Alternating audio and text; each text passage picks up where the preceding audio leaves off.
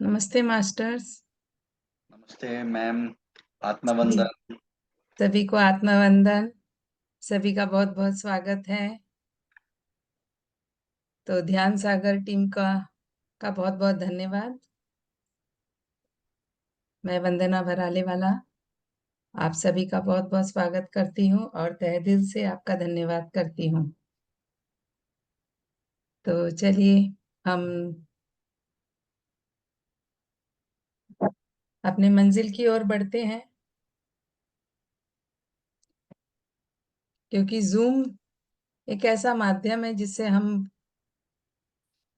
एक दूसरे से जुड़ते हैं और कोई भी कहीं पे भी है हम उससे जुड़ सकते हैं। हम वार्तालाप देखना सब कर सकते हैं, लेकिन अपने समय का हमें ध्यान रखना चाहिए। तो चलिए हम शुरुआत करते हैं। तो स्वाध्याय में बढ़ने से पहले हम पहले ध्यान करेंगे फ्रेंड्स। तो शिव कुमार जी पहले ध्यान करें। जी मैम, पहले ध्यान कर लेते हैं। हाँ,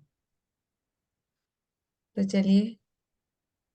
मैम म्यूजिक आप शेयर कर लेंगे ना? जी, ठीक है। अपनी सांसों के साथ अपने मन को, अपने शरीर को शांत करने के लिए, एकाग्र करने के लिए कुछ पल सांसों के साथ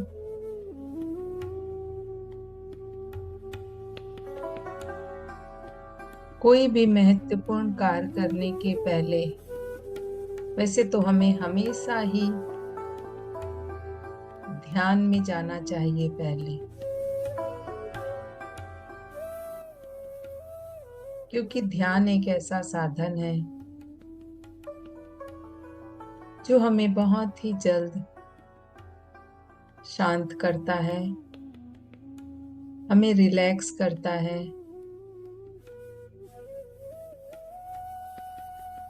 और हर एक चीजों के लिए हम अपने आप को तैयार कर पाते हैं।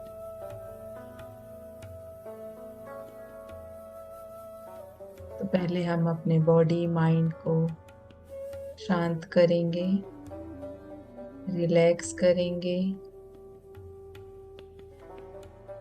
ताकि हम जो ज्ञान लेने के लिए जा रहे हैं उसे हम पूरी तरह से समझ पाए, अपने भीतर उतार पाए।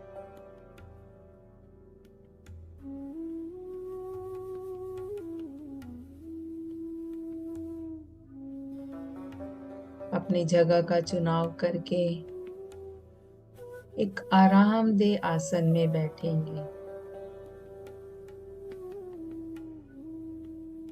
और हम अपने दोनों हाथों की उंगलियों को आपस में मिलाते हुए, पैरों को फोल्ड करते हुए,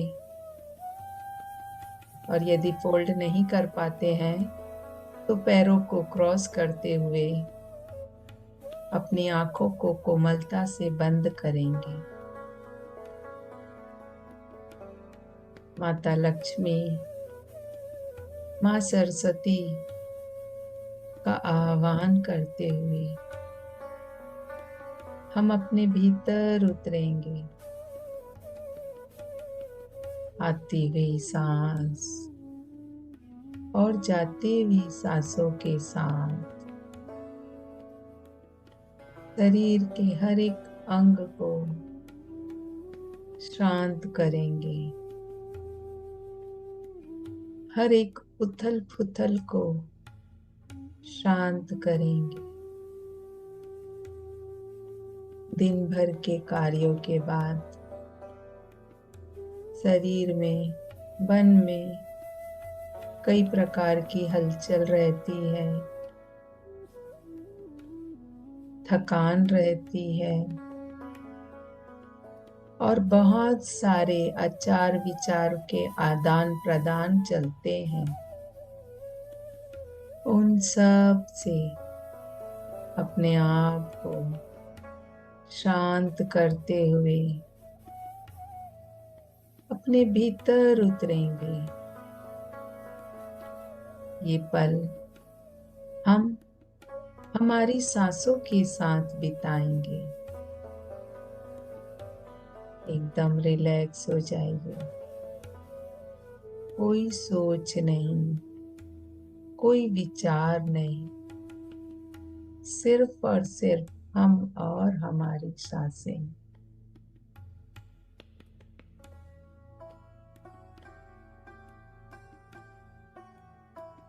और शांत होंगे। अपनी सांसों की मस्ती में खो जाएं। सांसों की मस्ती में डूब जाएंगे फ्रेंड्स।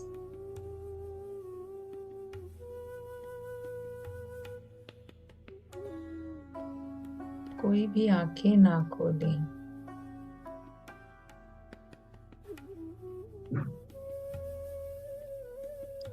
अपने आप को देखेंगे। अपने अंतर मन को देखेंगे। अपने अंतर आत्मा की बात को सुनेंगे।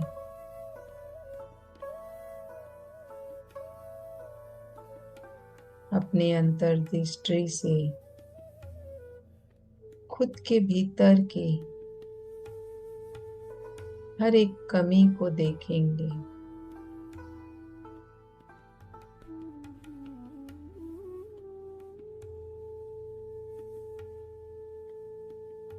और शांत होते जाइए। विचारों के पीछे बिल्कुल भी ना जाएं।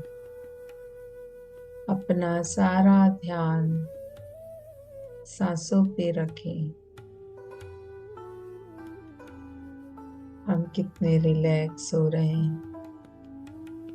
हम कितने शांत हो रहे हैं। हम कितने हल्के हो रहे हैं। उसे महसूस करते चलिए।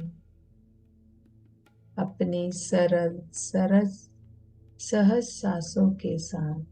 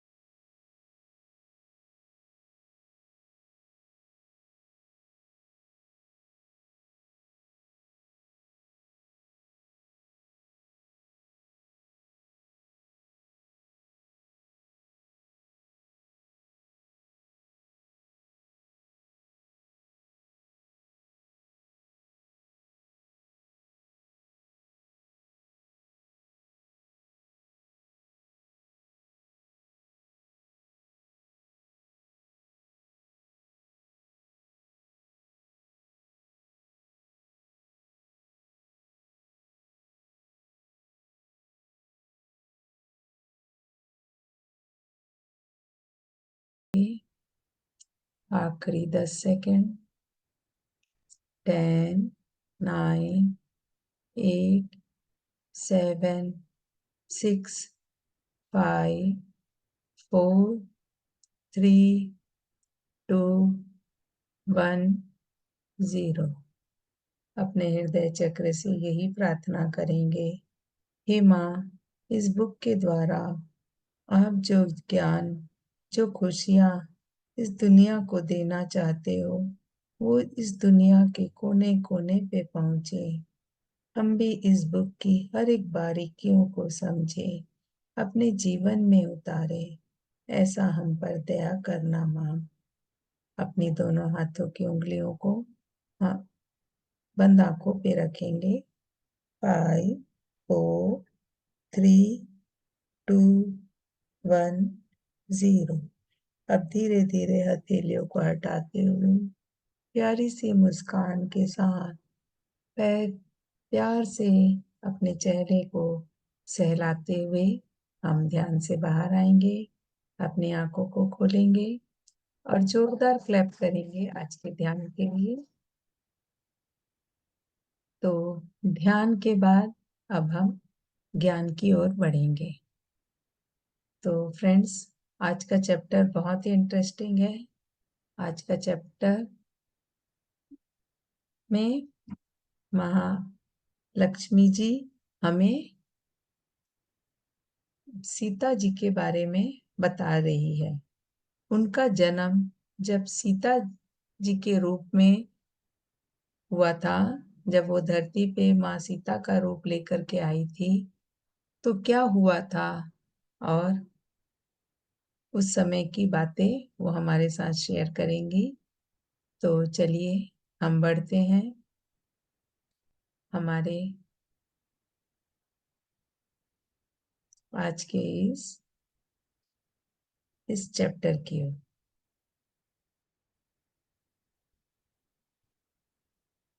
मेरा स्क्रीन दिख रहा है? शिव कुमार जी, स्क्रीन दिख रहा है मेरा? जी मैम, दिख रहा है। ठीक है। ये साइड वाला थोड़ा हाँ ठीक है मैम, वो हटा दीजिए ना। हाँ हाँ, वो कर हटा। दीजिए। हाँ। मैं पूरा स्लाइड शो कर रही हूँ एक बार। हम्म, अभी ठीक है। हाँ सही है। हम्म,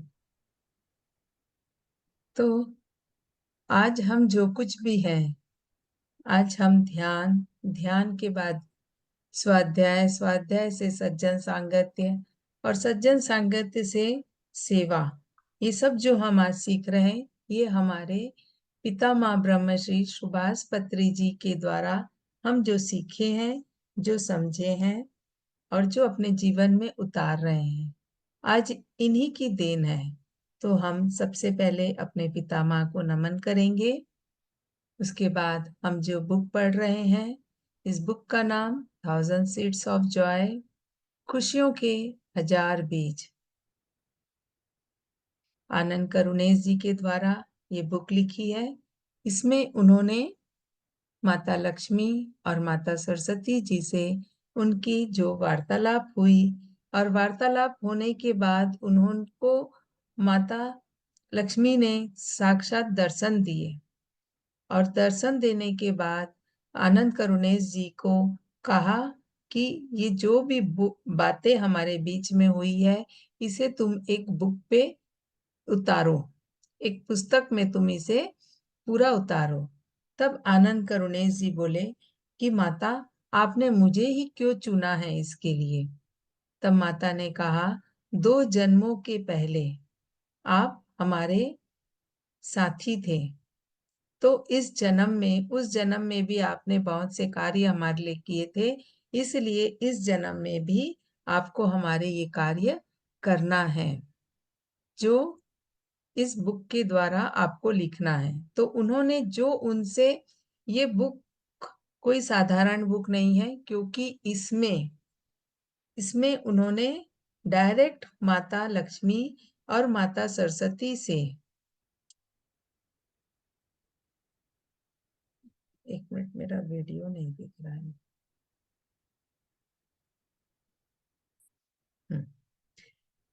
तो माता सरस्वती और माता लक्ष्मी से डायरेक्ट उनकी जो बातें हुई है, आज बहुत सी बुक है जिसमें कई गुरुओं से कुछ वार्तालाप होती है, कुछ सुनते हैं, कुछ संदेशा मिलता है, वो बुक लिखी गई है कई ऋषि मुनियों के द्वारा।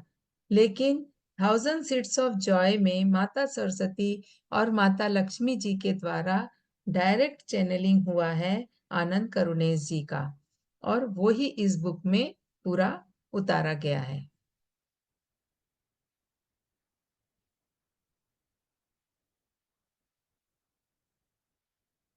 तो आज के चैप्टर का नाम है सीता। तो माता देवी सीता के बारे में आज हमें जानकारी मिलेगी। माँ लक्ष्मी कह रही है इसमें कि रामायण जो बुक लिखी गई है वाल्मीकि, ऋषि वाल्मीकि के द्वारा, उसमें बहुत सारा मिस्टेक है जो वाल्मीकि जी ने नहीं लिखा है, बहुत सारा ऐड किया है। तो उसको उन्होंने सुधार करने के लिए, उस बातों को ठीक करने के लिए, क्लियरेंस देने के लिए आनंद करुणेश जी को बहुत सारा अपना संदेशा दिया है। तो सबसे पहले इस बुक में हमें रामचंद्र जी के बारे में माता बता रही है। तो राम जी, राम भगवान, जिन्हें हम भगवान मानते हैं और जिनके लिए हम सबके दिल में बहुत श्रद्धा है, राम जी जब धरती पे अवतार लिए थे तो क्या उनका एम था, वो किस लिए धरती पर आए थे? तो राम जी ने एक दिव्य मिशन के साथ अवतार लिया था। वो कोई, जब देवता, जब भगवान जब धरती पर आते थे तो वो हमेशा कुछ ना कुछ अपना मिशन लेकर के आते थे, कुछ ना कुछ। जब जब अधर्म की बढ़ बढ़ती और धर्म की घटती होती थी, तब तक भगवान धरती पर अवतार लेकर आते थे। ये हमें सबको पता है, भगवत गीता में भगवान कृष्ण ने अर्जुन को ये बताया है। तो यहाँ माता जो कह रही है हम उसको पढ़ते हैं। राम ने एक दिव्य मिशन के साथ अवतार लिया, जिसमें उन्होंने अपने मानवीय क्षमताओं के साथ आत्मसमर्पण किया। वह सबसे रोमांटिक व्यक्ति नहीं थे, वह अधिक कार्य उन्मुख थे और उनके आध्यात्मिक मिशन के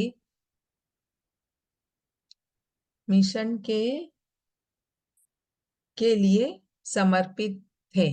उन्होंने अपने आध्यात्मिक यात्रा की शुरुआत तक अपने माता पिता और अपने सौतेली माँ की मंजूरी को स्वीकार किया, जब तक कि वह अपने वास्तविक स्वभाव के लिए प्रबुद्ध नहीं हो गए। वह अपनी पत्नी और बच्चों की सेवा करना और उनका कर्तव्य समझते थे, जिसे उन्होंने अच्छे तरीके से पूरा किया। जबकि हमारे बीच बातचीत में कभी कमी नहीं थी। यह सही नहीं है कि उसने हमारी शादी के ऊपर सामाजिक मानदंडों को रखा। हमारे संबंध के बारे में कुछ संदर्भ बदल दिए गए थे और समय के साथ हमारे बारे में झूठी कहानियों को रामायण में जोड़ा गया था। तो माता यहाँ पे बता रही है कि राम जी जब धरती पर आए थे तो वो एक दिव्य मिशन को लेकर धरती पर आए थे। वो आत्म समर्पण, मानवीय क्षमताओं के साथ आत्मसमर्पण किया था। वो मानवीय क्षमताओं के साथ आत्मसमर्पण किए थे, पर वो भीतरी अपने आत्मज्ञान के साथ आत्मसमर्पण उनका अभी नहीं हुआ था। वो हमें आगे समझना है। वो अपने आध्यात्मिक मिशन के प्रति पूरी तरह समर्पित थे, आध्यात्मिक, लेकिन उनकी आध्यात्मिक यात्रा शुरू कब हुई? जब वो अपने माता पिता, अपनी सौतेली माँ की मंजूरी को स्वीकार किए। उसके पहले उनका जीवन क्या था? वो अपने प्रबोध स्वभाव को नहीं समझ पा रहे थे। प्रबोध मतलब वो अपने एनलाइटनमेंट को नहीं समझ पा रहे थे। वो धरती पर किस लिए आए थे, वो अभी इसको नहीं समझ पाए थे। वो अभी अपने पत्नी, बच्चे, समाज सेवा और अपने परिवार के बीच में रहना, परिवार को खुश रखना, सबको प्यार देना, वो इसी में ही थे। लेकिन उनकी आध्यात्मिक यात्रा शुरू नहीं हुई थी। उनकी आध्यात्मिक यात्रा कब शुरू हुई? जब वो अपने माता-पिता की बात को मंजूरी करके वो जब वनवास पे जाते हैं। जब वो वनवास पे गए, तब उनकी आध्यात्मिक यात्रा शुरू होती है।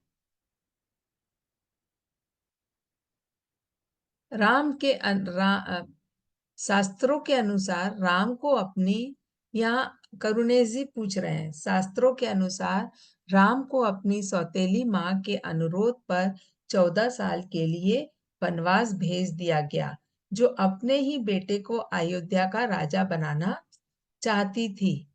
कई वर्षों के निर्वासन के बाद आपको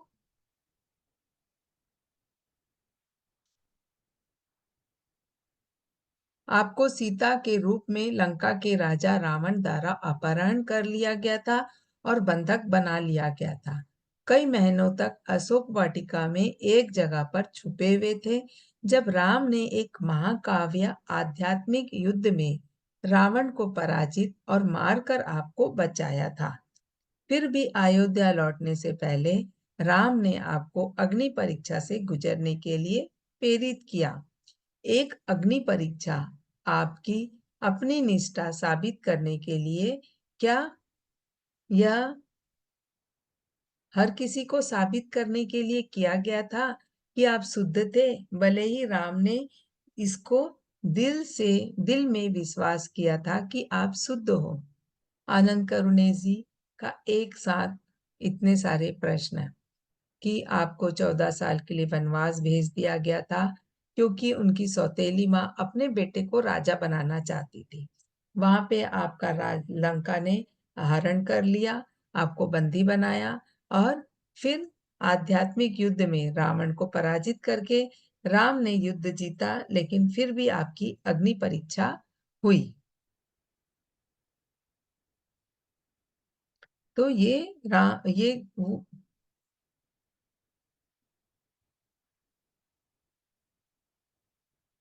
ये सब करुणेश जी जानना चाहते हैं कि ऐसा क्यों हुआ।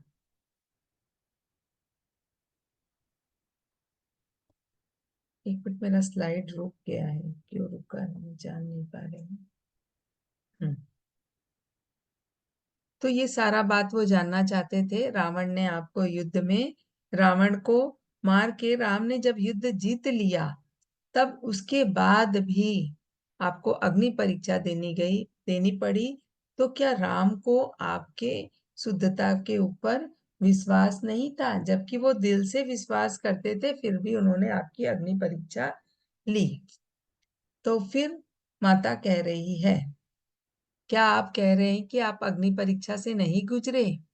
मैंने अपने जीवन के सभी प्रमुख घटनाओं को अपने अवतार के में सीता के रूप में चुना। राम के साथ वनवास जाना मेरा निर्णय था। मेरी आत्मा अकेलेपन की गहराई को जानना चाहती थी, इसलिए मैंने रावण की मदद से सीना ठोकना चुना। हम तीनों ने इसमें आत्मा अनुभव किया था। एक बार राम और मैंने पूरी तरह से अपने निचले चक्रों में आत्मसमर्पण कर दिया। अब माता उनको एक एक चीज बता रही है। मैंने मैंने अपने जीवन की सभी प्रमुख घटनाओं को अपने अवतार सीता के रूप में चुना। मैंने सीता के रूप में इस धरती पर मैं आई और मैं इतने सारे चैलेंजों को एक साथ इसी जन्म में अनुभव करना चाहा। इसीलिए मैं ये मेरा खुद का अपना निर्णय था। राम के साथ वनवास जाना मेरा निर्णय था। और वनवास में फिर जो रावण ने मेरा हरण किया, तो मैं वहां पे अकेलेपन की गहराई को जानना चाहती थी। ये सब एक प्लान था। तो फ्रेंड्स, हम इतना तो हम जान ही गए हैं कि जब हम धरती पर आते हैं तो ये हमारी अपनी प्लान होती है। ईश्वर किसी को भी धरती पे यूं ही नहीं भेजते, सबकी अपनी इच्छा के अनुसार, अपनी इच्छा से वो जन्म लेते हैं।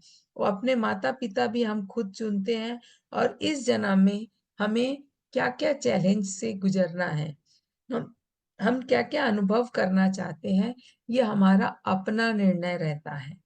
लेकिन धरती पे आने के बाद हम क्या, देखिए, स्वयं भगवान भी जब धरती पर मानव अवतार लेकर के आए, तो वो भी एक पल के लिए भूल गए। माता सीता अभी बता रही है कि ये मेरा ही निर्णय था वनवास जाना, फिर वनवास में मेरा हरण होना। क्यों? क्योंकि मैं अकेलेपन की गहराई को जानना चाहती थी, इसलिए मैंने रावण की मदद से ये ये अकेलेपन की गहराई को अनुभव किया। और हम तीनों आत्मा अनुबंध थे, हम तीनों सोलमेट्स थे, राम, रावण और सीता। एक बार राम और मैंने पूरी तरह से अपने निचले चक्रों में आत्मसमर्पण कर दिया। हमने अपनी निस्सरता को पाया और आनंद से खिल गए। माता कह रही है कि मैं और राम, हम लोग दोनों ने ही अपने निचले तीनों चक्रों में, ये सभी को पता होगा, नहीं पता तो मैं बता देती हूँ, हमारे 7 चक्र होते हैं। ये भी, इसमें आगे चक्र का भी चैप्टर आएगा। 7 चक्र होते हैं। 7 चक्र में नीचे 3 चक्र हैं और ऊपर 3, और बीच में हमारा हृदय चक्र रहता है। अक्सर लोग अपने ऊपर के चक्रों में काम करते हैं, अपने हृदय चक्र में काम करते हैं, अपने आज्ञा चक्र में काम करते हैं।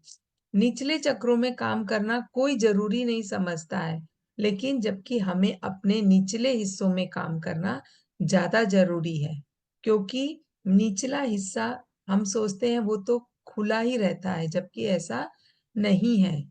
ये चीज माता ने भी जाना, और माता और राम ने इस जन्म में अपने निचले चक्रों में काम किया, और उस चक्र में काम करके उन्होंने पाया हमें आत्मसमर्पण करना, हमें आत्मसमर्पण करना सीखना है, और वो ही हमारे जीवन के लिए सबसे ज्यादा जरूरी है। जब हम आत्मसमर्पण करते हैं, तो अपने जीवन की हर एक कठिनाइयों से हम बहुत ही आसानी से उभर जाते हैं।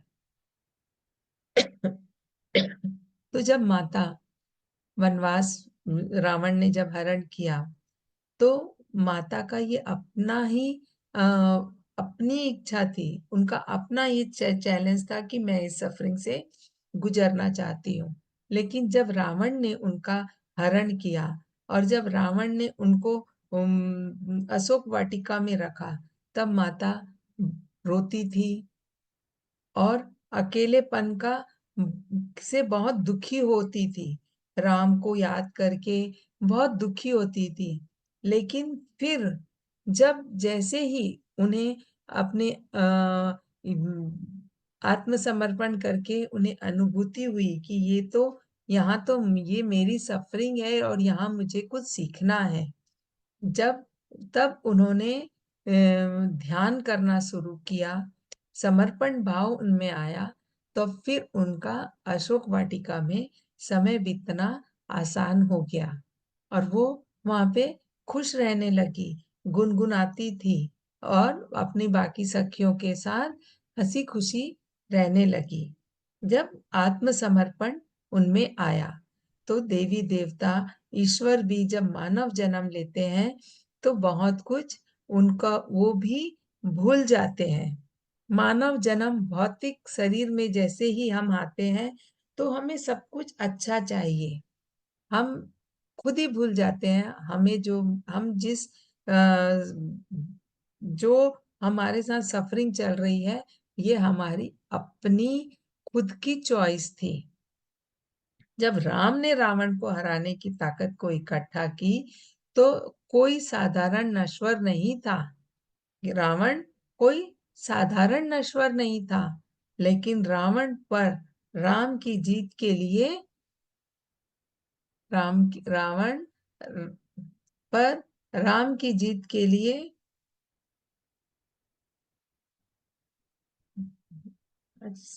लाइट क्यों चेंज नहीं हो रहा है?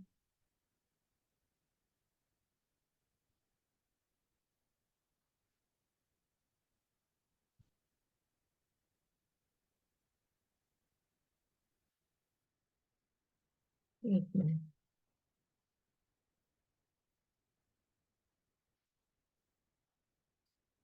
फिर से हम शेयरिंग में जाते हैं।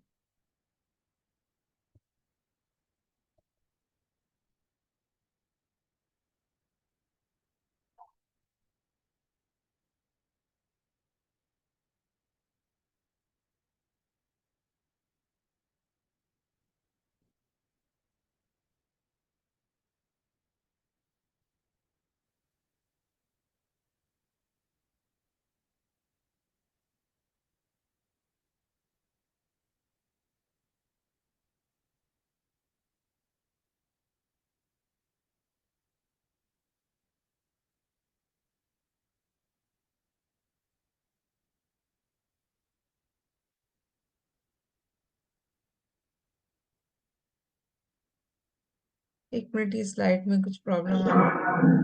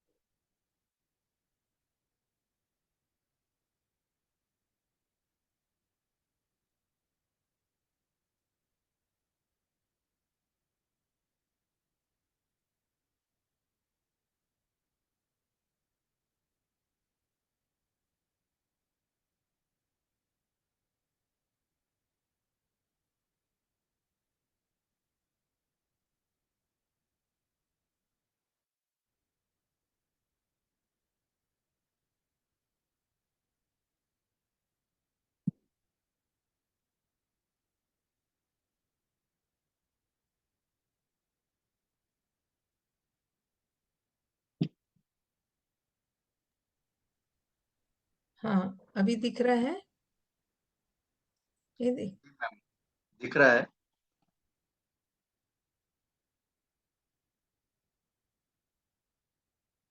नीचे नहीं जा रहा है क्या? यहाँ दिख रहा है मैम।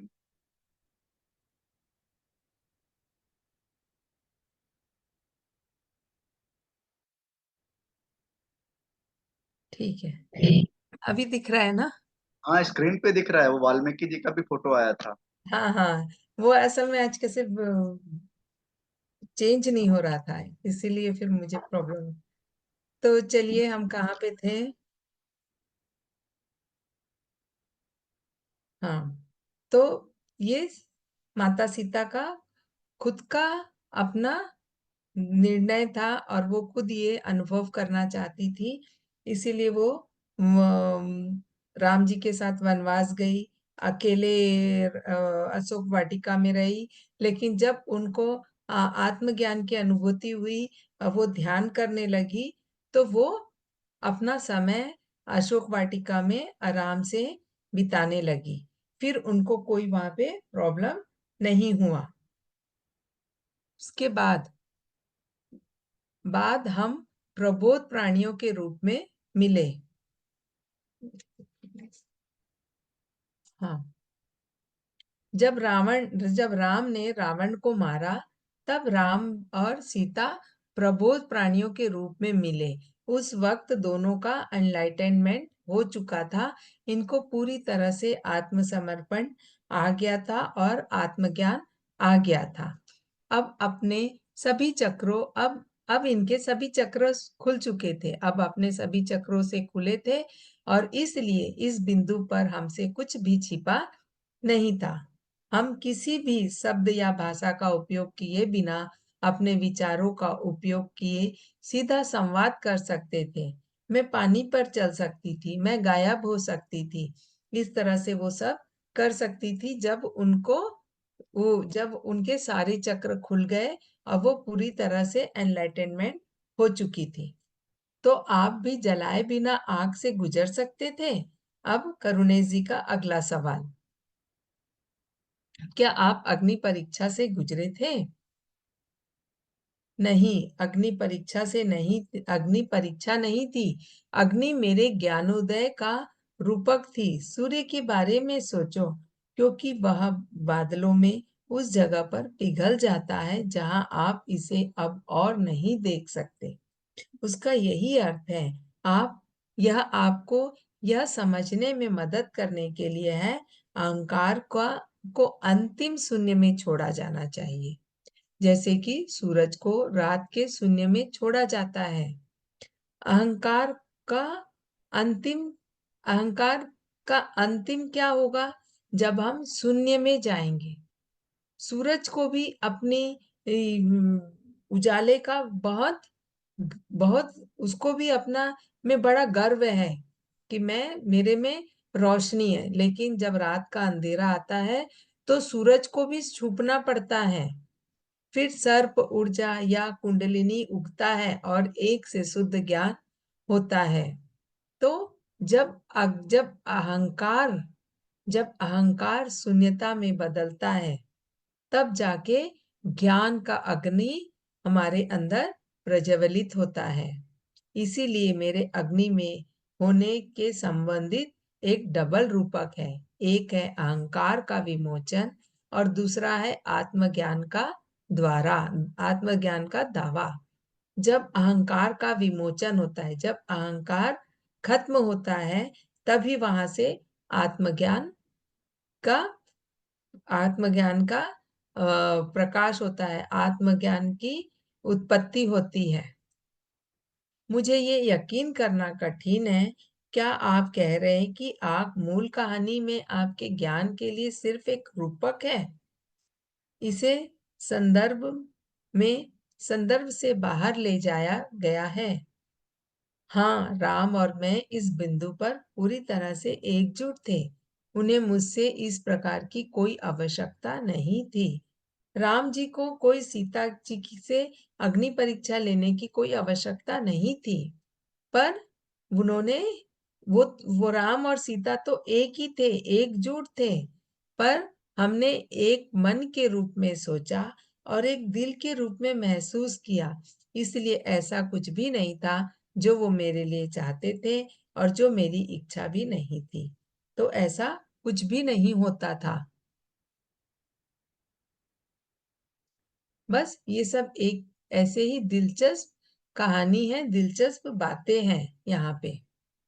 खैर, हम राम को एक दयालु राजा मानते हैं, तो अपने विषय के लिए अच्छे आचरण का उदाहरण स्थापित करने के लिए बहुत चिंतित है। रामायण के लेखक ऋषि वाल्मीकि स्पष्ट रूप से कहते हैं कि राम ने आपकी शुद्धता का मुद्दा सार्वजनिक रूप से उठाया था और उस समय अपने भाई के रूप में अपनी शुद्धता सिद्ध कर सके या भस्म हो जाए। वाल्मीकि एक महान ऋषि थे। यहाँ पे भी कई चीजें ऐसी है जो रामायण में बेवजह बताई गई है, तो उसे माता स्पष्ट कर रही है। वाल्मीकि एक महान ऋषि थे, तो क्या उनकी लेखनी सही थी? अभी फिर उनका सवाल है। उन्होंने जो कुछ भी लिखा उसमें उनकी गहरी अंतर्दृष्टि थी और उन्होंने बहुत कुछ लिखा है। अब उनका जो लिखना है वो कुछ अलग सोच के लिखे हैं, वो कुछ अलग ज्ञान बताते हुए लिखे हैं, लेकिन हम कुछ और समझ रहे हैं। अग्नि परीक्षा कुछ और बता रही है और यहाँ पे हम अग्नि परीक्षा माने आग के ऊपर से चल कर के आई, माता का अग्नि परीक्षा हुआ, इस तरह से हम सोचते हैं। फिर वह आपके द्वारा आग में प्रवेश करने के बारे में एक कहानी क्यों लिखेगा जिसका अर्थ रूपक के रूप में था लेकिन आसानी से गलत समझा जा सकता था? उसने यह नहीं लिखा। माता कह रही है उसने यह नहीं लिखा है ना। अपने नए लेखकों की मान्यताओं के अनुकूल रामायण को सदियों से बदल दिया गया है, जो पितृसत्ता को महत्व महत्व देता है, माने पुरुष के द्वारा शासन को महत्व देता है। देखिए वाल्मीकि ने रामायण लिखी, उसके बारे उसने और उसके बारे और किसी ने उसको लिखा और किसी ने, तो हर बार कुछ ना कुछ चेंज उस रामायण में होता गया और अन्य भागों से पूरे नए खंड जोड़े गए थे। इस वाल्मीकि ने कभी नहीं लिखा।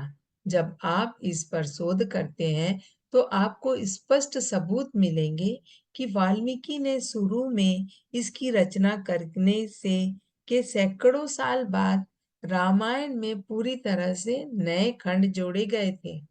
अब माता बता रही है सैकड़ों साल बाद रामायण में कुछ नए खंड जोड़े गए थे। वास्तव में बहुत ही रोचक है, यह कब और कैसे हुआ? फिर करुणेश जी पूछ रहे हैं यह कब और कैसे हुआ? तो माता बता रही है ऋषि वाल्मीकि ने जो रामायण लिखी थी उसमें बहुत सारा चेंज कई सदियों से लोग करते आ रहे थे।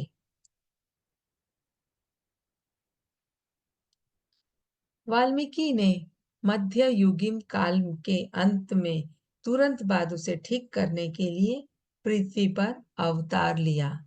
वाल्मीकि ने फिर से पृथ्वी पर अवतार लिया कई युगों के बाद। और वो अवतार क्या था? उन्होंने वाल्मीकि की रामायण का एक अनुवाद लिखा जो सत्य के करीब था, लेकिन यहाँ तक कि उन्होंने वाल्मीकि के रूप में अपने अपने पहले अवतार में सब कुछ याद नहीं किया। ओह, आपका मतलब तुलसीदास से है? उन्होंने रामचरितमानस लिखा था। हाँ, तो रामचरितमानस क्या हुआ? उसका सही संस्करण है। तो अब माता बता रही है वाल्मीकि ने जब देखा कि रामायण में बहुत कुछ हेर फेर हो रहा है, बहुत से नए खंड उसमें जोड़े जा रहे हैं, कुछ खंड उसमें छोड़े जा रहे हैं, तब वाल्मीकि ने फिर से धरती पर अवतार लिया तुलसीदास का। तुलसीदास जी की कहानी ये है कि वो तुलसीदास जी का एक विवाह एक सुंदर स्त्री के साथ हुआ था। तो जब तुलसीदास जी का विवाह एक सुंदर स्त्री के साथ हुआ तो तुलसीदास जी अपनी स्त्री से बहुत प्रेम करते थे। सॉरी, अपनी स्त्री के प्रेम में वो इतने पागल थे कि एक बार जब उनकी स्त्री अपने भाई के साथ अपने मायके गई तो वो दूसरे ही दिन पीछे पीछे उनके मायके पहुंच गए। तब उनकी पत्नी ने उनके ऊपर बहुत क्रोध होते कहा कि इस हार्ड मान से आप इतना प्रेम करते हो, यदि इतना प्रेम आप ईश्वर से करते तो आपको ईश्वर मिल जाता है। तो ये बात तुलसीदास को इतनी चुभी कि वो वहां से तुरंत ही चले गए और सीधा काशी में रहे, आश्रम में रहे और धीरे धीरे उनको रामचरितमानस लिखने का अपने आप में उनको भीतर से प्रेरणा मिलती गई और वो लिखते गए। कहने का मतलब ये है कि जब वाल्मीकि ने भी तुलसीदास का जन्म लिया और इसीलिए जन्म लिया कि उनको रामचरितमानस लिखनी है और रामायण में बहुत कुछ सुधार करना है। लेकिन फिर भी जब हम धरती पर आते हैं, मानव जन्म लेते हैं, भौतिक शरीर में आते हैं, तो हम अपना जो कर्तव्य हम धरती पे किस लिए आए हैं उसको हम भूल जाते हैं और हम दूसरी चीजों में लग जाते हैं, भूल जाते हैं। तो फिर हमें किसी तरह हमारे कोई एस्ट्रल्स गुरु, कोई एस्ट्रल्स मास्टर हमें हमारे सही कार्य को करने के लिए हमारी मदद करते हैं। किसी तरह हमें संदेशा मिलता है, किसी तरह हमारे साथ कहीं पे कुछ ऐसा होता है कि हम अपने कर्तव्य पे सही मार्ग पे आ जाते हैं। तो यहाँ पे उनके एस्ट्रल गुरु उनकी पत्नी बनी और उनकी पत्नी के द्वारा जब ये कठोर शब्द बोला गया तो उन्हें अपना कार्य, अपना धरती पे आने का लक्ष्य याद आया और वो रामचरितमानस लिख डाले। यह सच्चाई के करीब है, हालांकि पूरी तरह से सच नहीं है, क्योंकि तुलसीदास भी मानव थे। तुलसीदास भी मानव थे। जब मानव शरीर में आते हैं, संसारिक जीवन में आते हैं, तो हम पूरी तरह से एनलाइटेनमेंट होने में हमें समय लगता है। हम एनलाइटेंड कब होते हैं? जब हम पूरी तरह से आत्मसमर्पण करते हैं। और आत्मसमर्पण कब होता है? जब हमारे सारे चक्रा खुलते हैं। सारे चक्रा खुलेंगे तब हमारा आत्मसमर्पण आएगा। तो तुलसीदास भी मानव थे। तुलसीदास अक्सर प्रार्थना करते थे और स्वर्ग दूतों और देवताओं से प्रेरित थे। अपने ध्यान में उन्होंने महसूस किया वाल्मीकि के रूप में उनके पहले अवतार से उनके खुद के शब्द बदल गए थे। तो अपने ध्यान के द्वारा अपने स्वर्ग दूतों और देवताओं से जो उन्हें मैसेज मिलता था उससे वो प्रेरित हुए और वो खुद उन्हें समझ में आया कि उन्होंने शब्द बदल दिए हैं और मुझे कमजोर और विनम्र दिखने के लिए पूरे नए अध्याय और खंड जोड़े गए थे। तब उन्हें ये एहसास हुआ कि बहुत सारे नए खंड उन्होंने जोड़ दिए। तो क्या आप हमें उदाहरण दे सकते हैं कि कौन से अध्याय और खंड जोड़े गए? अभी फिर करुणेश जी का ये दूसरा सवाल था कि आप अब हमें ये बताइए कि कौन से अध्याय और कौन से खंड इसमें जोड़े गए थे। तो अब माता बता रही है, मूल कहानी का समय भी बदल दिया गया था। कहानी का जो मूल था वो ही बदल दिया गया। यह गपशप जिसके बारे में आप पूछ रहे हैं, यह समय के दौरान हुई थी जब राम मुझे खोज रहे थे। सबको आपको आश्चर्यचकित कर सकता था कि जब तक रावण जब राम द्वारा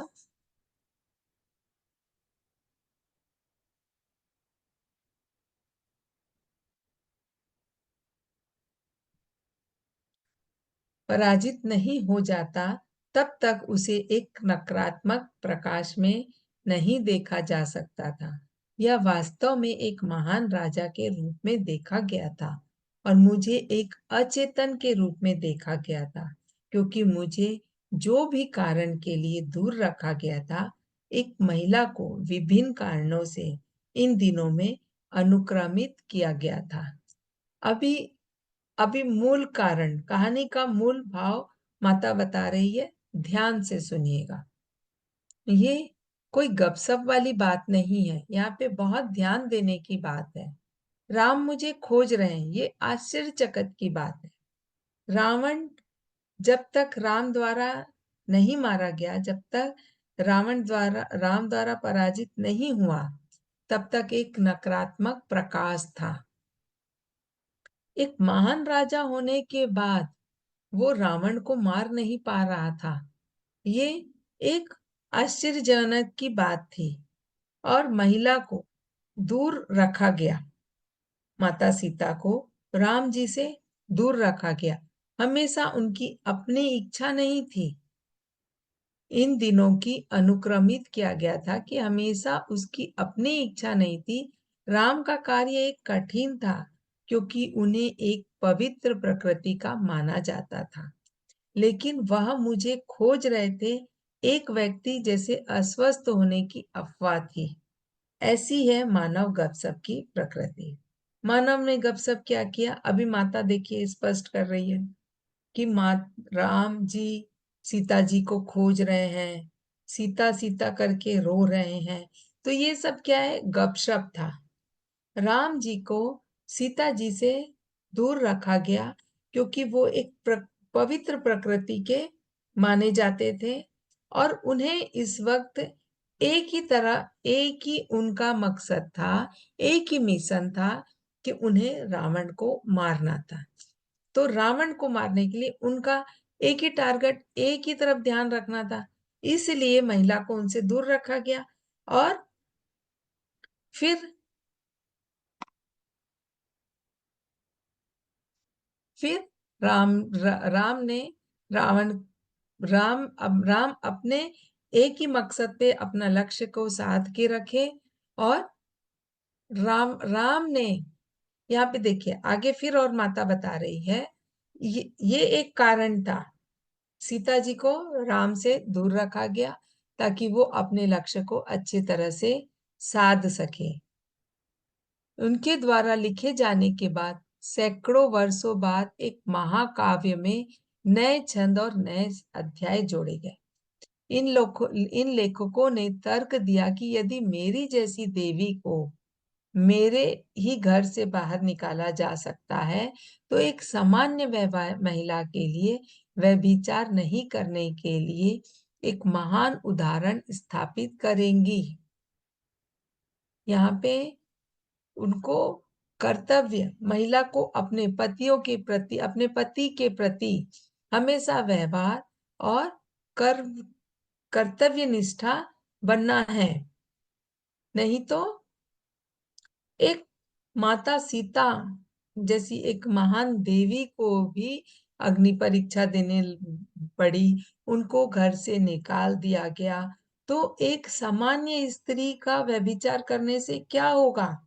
इसीलिए महिलाओं को के लिए ये संदेशा था कि वो कभी भी व्यभिचार में ना जाए और हमेशा अपने पति के प्रति अपना व्यवहार और कर्तव्य निष्ठा बना के रखें। ये एक नया छंद और नया अध्याय उसमें जोड़ा गया। आगे आने वाली आगे आने वाले युग में महिलाओं के लिए एक संदेशा था इसमें। अन्य धर्मों और धर्म ग्रंथों में भी इसी तरह के बदलाव किए गए थे। तो आपको अयोध्या लौटने के बाद क्या हुआ। अब करुणेश जी का नेक्स्ट सवाल था, आपके अयोध्या लौटने के बाद क्या हुआ। जब हम रावण पर राम की जीत के बाद मिले, तब हम दोनों पूरी तरह से प्रबोध थे। जब उन्होंने रावण को मारा और राम और सीता का जब मिलन हुआ और जब वो वापस अयोध्या आए, तो वो पूरी तरह से प्रबुद्ध हो चुके थे। अब वो पूरी तरह से एनलाइटेड हो चुके थे और धरती पे आने का उनका जो मिशन था वो पूरा हो चुका था। अब अब तक अब तब तक सुख में रहे जब तक कि खुद को नीचले रखना नहीं आया। जब तक हम अपने आप को नीचे नहीं रखना आएगा, हम तब तक सुख को नहीं समझेंगे। मैंने जंगल से जुड़ा होना चुना और अक्सर अपने बच्चों को महल से दूर प्रकृति के साथ रहने के लिए ले जाती थी। अभी अब यहाँ पे बता रही है, वो लव कुश की कहानी भी बता रही है माता कि लव कुश की कहानी में क्या हुआ। माता, उनको जब बताया गया कि आपको तो जंगल में भेज दिया गया था एक धोबी के बोलने के लिए, तो माता बता रही है ये बात पूरी झूठ है, ऐसा कुछ भी नहीं है। ये मेरा और राम जी का खुद का निर्णय था कि हम हमारे बच्चों को महलों से दूर रख के जंगल में रखेंगे, वो साधु संत के साथ रहेंगे, ध्यान करना सीखेंगे, अपने चक्रों पे काम करना सीखेंगे और आत्मसमर्पण करना सीखेंगे। इसीलिए ये हमने मिलके निर्णय लिया था कि हम अपने बच्चों को महल से दूर जंगल में रखेंगे, आश्रम में रखेंगे, आश्रम में पालेंगे। इसमें राम जी का या ऐसा कोई भी बात नहीं था। ये जबरदस्ती का एक खंड इसमें जोड़ा गया था। जब तो यहाँ पे उन्होंने बता रहा है, मेरे बेटे लव और कुश धरती माँ के साथ पवित्र संबंध को महसूस करते हुए बड़े हुए और उन्होंने जंगल में रहने वाले विद्वान संतों द्वारा भी सिखाया गया। राम हमारे बेटों के करीब थे, लेकिन मैंने उनके साथ जंगल में ज्यादा समय बिताया। माता कह रही है, राम भी मेरे बेटों के करीब थे, हमारे बेटों के करीब थे, बट जंगल में मैंने उनके साथ समय ज्यादा बिताया। अब करुणेश जी पूछते हैं, जंगल में क्यों? मुझे दोहराने दो, राम और मैं हमारी सभी चक्रों में एकजुट थे। राम जी और सीता माता का सारा चक्र खुल चुका था, वो एकजुट थे। इस बिंदु पर हमसे कुछ भी छिपा नहीं था। अभी माता माता करुणेश जी को बोल रही है, मेरी बात अभी कंप्लीट नहीं हुई है, इसे पूरा करने दो। जंगल ही सच्चा स्वर्ग था, जिसे हम दोनों चाहते थे हमारे बेटे अनुभव करें। जंगल ही सच्चा स्वर्ग था और इसीलिए माता और राम जी दोनों चाहते थे हमारे बेटे भी इसे अनुभव करें। लेकिन राम राज्य चलाने में अपने भाइयों और अपने विषयों के साथ अधिक व्यस्त थे। मैंने जंगल में लव कुश को उगाने और उनके साथ अपने ध्यान का आनंद लिया। महल से जंगल में आना और जाना और लव कुश प्रकृति और संतों के ज्ञान में गहरे संबंध के साथ बड़े हुए। हमारा महल में जाना आना था और लव और कुश प्रकृति और संतों के ज्ञान के साथ बड़े हुए। ऐसा माता अभी रामायण की इस बात को क्लियर कर रही है। तो इस पुस्तक का ज्ञान राम को उनके शिक्षक द्वारा दिया गया था और उससे राम के ज्ञानोदय का मार्ग प्रकट हुआ। ओ योग वशिष्ठ, तो उन्होंने वो बोल रहे हैं, हाँ योग वशिष्ठ, हाँ मेरी दो पसंदीदा पुस्तक है, योग वशिष्ठ और अष्टावक्र गीता। एक आपके पति राम और ऋषि वशिष्ठ के बीच की बातचीत है और दूसरे आपके पिता जनक और प्रबोध ऋषि अष्टावक्र के बीच की बातचीत है। और फिर दोनों हंसे और फिर मुझे एक बुद्धिमान पिता और एक प्यार करने वाला पति मिला। तो अभी माता बता रही है कि आपको एक बात मुझे और बताना था कि राम युद्ध में क्यों नहीं जीत पा रहे थे। राम को युद्ध में जीतने में इतना समय क्यों लगा? क्योंकि राम जी अपने अहम में थे, अपने भौतिक शरीर और अपने भौतिक शक्तियों से रावण के साथ युद्ध कर रहे थे। लेकिन जैसे ही राम जी को आत्मदृष्टि प्राप्त हुई, जैसे ही वे अपने अंतर्मन की बात को सुने, वैसे ही उन्हें पता चल गया कि रावण के थर्ड थर्ड चक्रा में उन्हें बाण चलाना है। और जैसे ही उन्हें ये आत्मज्ञान हुआ, वो इस युद्ध से तुरंत जीत गए। फिर आनंद करुणेश जी बोलते हैं कि रावण ने आपका अपहरण किया, ये बात तो सच है। तो बोले, रावण आपसे शादी करना चाहता था? बोले नहीं, रावण मेरे से शादी करना नहीं चाहता था। रावण एक ज्ञानी व्यक्ति था और मैं अध्यात्म ज्ञानी थी, मैं भी आत्मज्ञानी थी। तो रावण मेरा अपहरण इसीलिए किया कि वो मेरे ज्ञान को लेना चाहता था, ताकि उसका ज्ञान और बढ़ जाए। तो वो मेरे ज्ञान के लिए मुझे अपहरण किया था। और ये सारा हम तीनों का मिलके सोल प्लान था कि हम ऐसा प्लान करेंगे और अपने अपने अपना अपना अनुभव लेंगे। और फिर इस तरह से माता ने रामायण की कई सारी बातों को क्लियर किया और सही किया। तो इस यहाँ पे हमें ये सीखने को मिलता है, समझने को मिलता है कि जब धरती पे ईश्वर भी आते हैं तो वो भी बहुत सारे अनुभव को लेना चाहते हैं, इसीलिए वो धरती पे आते हैं। क्योंकि मानव जन्म ही एक ऐसा जन्म है जहाँ हम कुछ अनुभव कर सकते हैं, जहाँ हम सफरिंग ले सकते हैं, हम दुख को अनुभव करने के लिए, कि हर प्रकार का अनुभव हमें सिर्फ मानव जन्म में ही मिल सकता है। एस्ट्रल में, सूक्ष्म जगत में कुछ भी चीज इम्पॉसिबल नहीं है। आप जो चाहोगे वो आपको तुरंत मिल जाता है।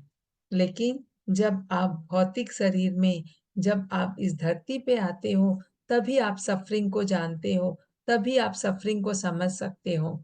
और सफरिंग को लेने के लिए देवताओं भी धरती पर आते हैं। और जब वो धरती पे आते हैं तो वो भी कई बार सफरिंग के आगे हार जाते हैं। सफरिंग जब आती है तो वो भी दुख और कष्ट में आते हैं। लेकिन जब जब हम दुख और कष्ट में आते हैं, जब हमें लगता है हम इस सफरिंग को नहीं और नहीं सह पाएंगे, तब हमें हमारे एस्ट्रल्स मास्टर, हमारे आत्मगुरु हमारी मदद करते हैं। तो हमें अपने अंतर मन की बात सुनने के लिए हमेशा तैयार रहना चाहिए। जब हम तैयार रहते हैं तब हमें हमेशा अपने अंदर से कुछ ना कुछ संदेशा मिलता है। कहीं ना कहीं किसी ना किसी के द्वारा हमें कोई ना कोई जरूर मिलता है और हमें ऐसी कोई बात बोल जाता है जिससे हमें लगता है हम अपने दुख से उभर पाते हैं, उभरते भी हैं। हमें कई बार मिलते हैं, हमें कोई ऐसा बात बोलता है, कभी कोई गुरु के रूप में आता है, कभी कोई दोस्त के रूप में आता है, कभी इवन हमें कहीं पे भी कुछ ऐसा वाक्य पढ़ते हैं तो हमें कुछ अपने आप में एक ज्ञान आता है, कुछ समझ आती है, हमें कोई रास्ता मिल जाता है। तो इसी के साथ फ्रेंड्स आज का चैप्टर यहाँ पे समाप्त समाप्त होता है। थैंक यू, धन्यवाद मुझे सुनने के लिए और अपना समय देने के लिए। आप सभी का बहुत बहुत धन्यवाद। थैंक यू कोई मैम। किसी का कोई प्रश्न है तो वो पूछ थैंक सकते हैं। थैंक यू मैम, बहुत ही अद्भुत ज्ञान था। अ, ये सब चीजें तो हमने टीवी में जो देखा था उससे काफी अलग है। टीवी में हाँ तो हमने काफी कुछ देखा और बचपन से यही सुनते आए हैं कि सीता जी को रावण क्यों अपहरण किया था, सीता जी जब अग्नि परीक्षा क्यों दी, जंगल में क्यों गई, लव कुश ने क्या किया। बट जब हम ये बुक पढ़ते हैं तो इसके टोटली विपरीत रहता है। और शायद हमने रामचरितमानस तो नहीं पढ़ा है अभी तक, लेकिन और रामायण भी नहीं पढ़ा है, बट डेफिनेटली जो यहाँ इस बुक में है वो उसमें भी शायद नहीं होगा मैम। डेफिनेटली जब माँ लक्ष्मी बता रही हैं हाँ, तो एक इसमें नहीं है, इसीलिए माता ने बहुत सारा सुधार करने के लिए इसमें आनंद करुणेश जी को बताया है। जैसा कि हम सोचते हैं रावण को राम सीता जी से शादी करना था, उसको क्लियर किया। राम जी ने सीता जी को वनवास में भेजा, उनको छोड़ दिया, त्याग किया, वो भी गलत है, ये उनका अपना निर्णय था। अपने ही बच्चों को जंगल में रख के उनको संतों के बीच में रख के ध्यान सिखाना चाहते थे और बोले हमारा महल में आना जाना रहता था। तो बहुत सारी बातों को माता ने यहाँ पे क्लियर किया है। और कई बार ऐसा होता है कोई चीज को दिलचस्प बनाने के लिए भी हम रामायण पढ़े कम है, रामायण देखे हैं। तो जो देखते हैं उसको तो दिलचस्प बनाने के लिए उसमें बहुत कुछ ऐसे भी एडिटिंग रहती है। तो ठीक है, जो माता ने कहा हमने सुना है और इससे हमें यहाँ पे ये सीखना है। हर समय हमें आत्मसमर्पण के भाव में रहना है, अपने चक्रा पे काम करना है, अपने अंतर मन की बात को सुनना है। यही हमारा जीवन के उद्देश्य रहना चाहिए। हमें अपने आप अपने जीवन में संदेशा मिलता रहता है और हमें उसको पकड़ना है कि मुझे क्या संदेशा मिल रहा है, मुझे क्या करना है। क्योंकि जीवन में उतार-चढ़ाव तो बने रहते हैं, पर उस उतार-चढ़ाव में भी अपने आप को स्ट्रॉन्ग रखते हुए, अपने आप को मजबूत रखते हुए अपने को उसमें काम करना है। तो धन्यवाद फ्रेंड्स, थैंक यू मैंने मैम। पूरी कोशिश की है इस चैप्टर को अच्छे से कराने की। तो मास्टर्स, आपका कोई प्रश्न है तो आप पूछ सकते हैं मैम से। बहुत ही इंटरेस्टिंग टॉपिक था। और आपका कुछ अनुभव है इस चैप्टर को लेके आपके लाइफ, बिकॉज ये सब भी जो भी चीजें हमारी लाइफ से जुड़े हुए हैं ये सब, तो हमें अपनी लाइफ से भी कुछ अनुभव किया है, कुछ ऐसा किया है तो हम शेयर कर सकते हैं मैम के साथ, तो समझने में हमें और भी आसानी हो। तो चलिए ठीक है मैम, आई शिव कुमार थिंक जी, कोई बात किसी नहीं। का प्रश्न नहीं है, कोई बात नहीं। तो बस पढ़ते रहिए, समझते रहिए, और नहीं भी पूछ रहे हैं तो कोई बात नहीं। तो नेक्स्ट फ्राइडे फिर मिलते हैं अपने इस चैप्टर को आगे बढ़ाते हुए, इस बुक की यात्रा को आगे बढ़ाते हुए। तो सभी का बहुत बहुत धन्यवाद। डिवाइन नाइट, शुभ रात्रि।